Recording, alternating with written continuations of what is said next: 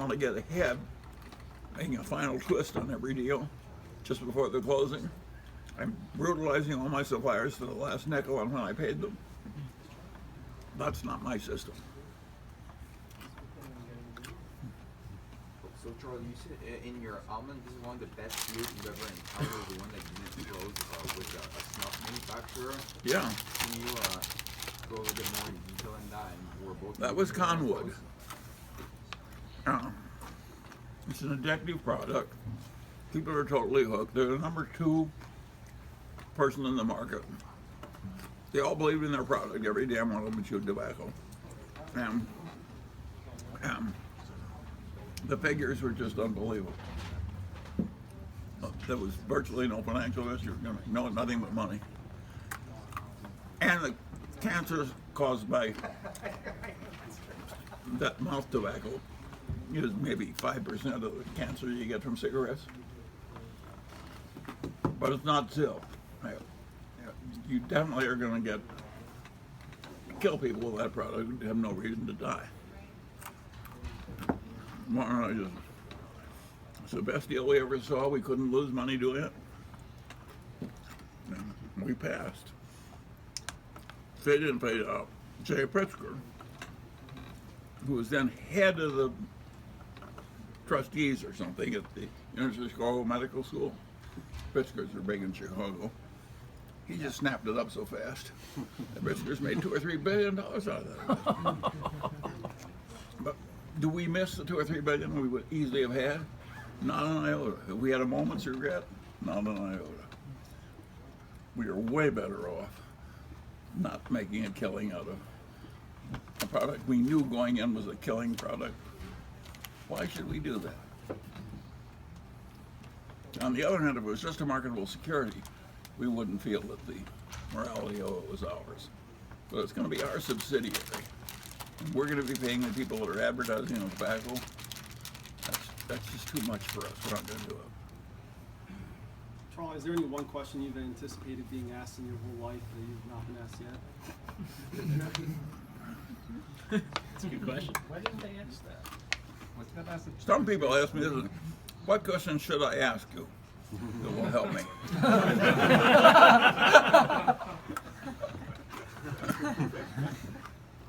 Anyway. Do you have a favorite Mrs. B story you can share with us? Well, she was very peremptory and bossy.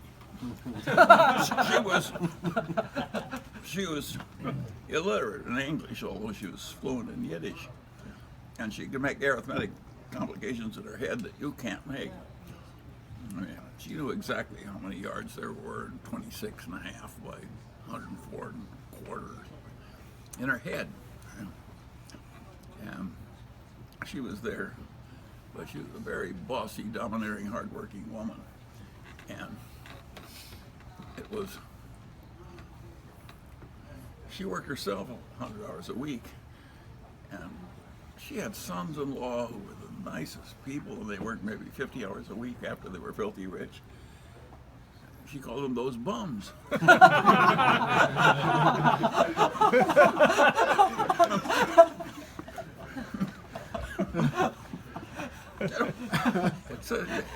We know a lot of characters. Personal. The other one is we bought a business it was half owned by a daughter of Moses Sannenberg. She was a very rich woman, and she owned half this business, which was her husband's business. And she was driving Cadillac. Her husband had died, but she had a company car and a Cadillac. And she wanted the Cadillac to go with her multi-stallion.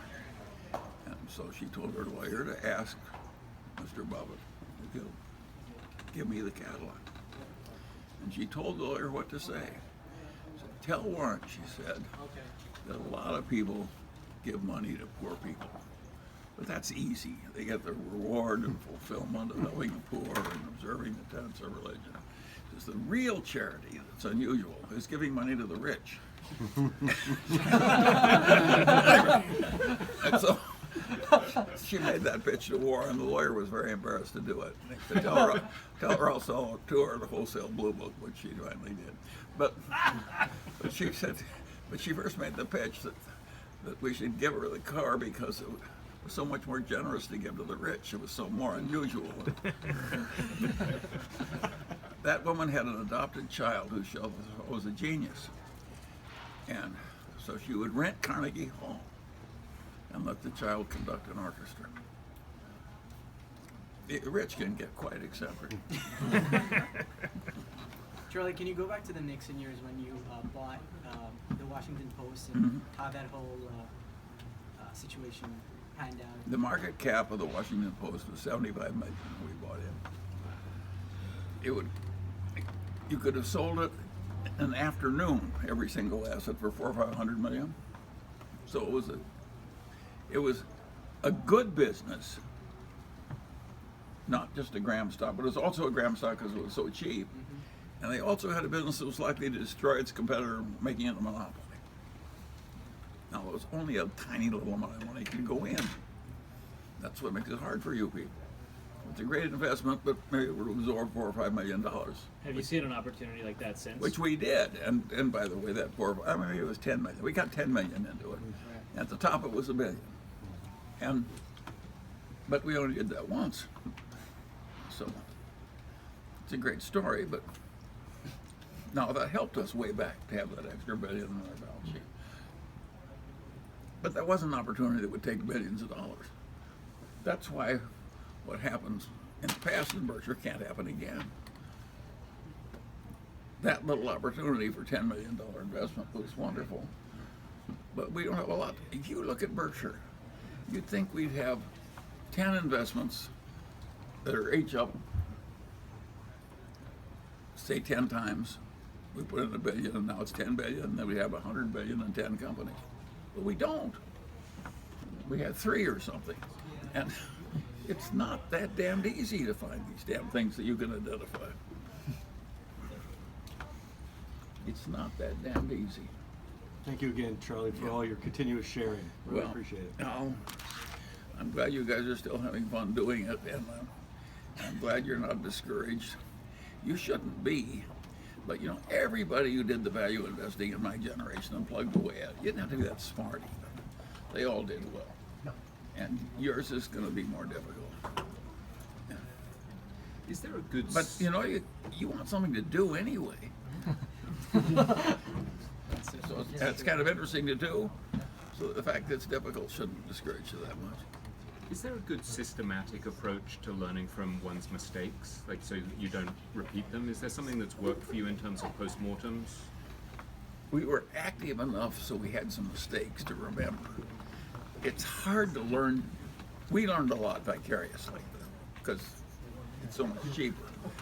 But we also learned a lot from unpleasant experience. And so just doing it, you'll automatically get those mistakes. Nobody can avoid them. And of course you'll learn from everyone. Monish is good at post-mortem in his mistakes.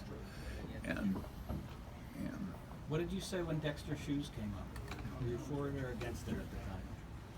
well, I didn't look at it very hard.